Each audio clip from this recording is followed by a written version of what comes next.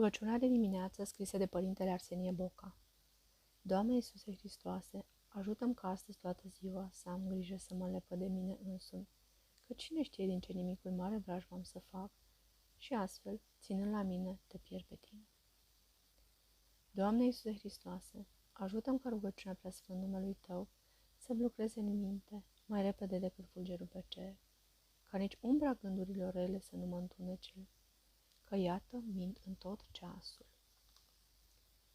Doamne, celea ce vin taină între oameni, ai milă de noi, că umblăm împiedicându-ne prin întuneric, patimile ne-au pus tină pe ochiul minții, uitarea s-a întărit în noi ca un zid, împietrind inimile noastre și toate împreună au făcut temnița în care te ținem, bolnav, flămând și fără haine.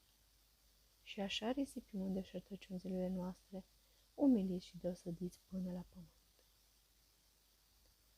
Doamne, celea ce vin taină între oameni, ai milă de noi. Pune foc temniței în care te ținem. Aprinde dragostea ta în inimile noastre, arde spinii patimilor și fă lumină sufletelor noastre. Doamne, celea ce vin taină între oameni, ai milă de noi. Vino și te sălășluiește într noi, împreună cu Tatăl și cu Duhul.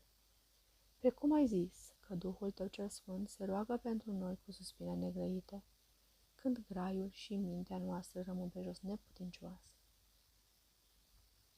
Doamne, celea ce vin în taină între oameni, ai milă de noi, că nu ne dăm seama ce nedesăvârșiți suntem, cât ești de aproape de sufletele noastre și cât te depărtăm prin micimile noastre.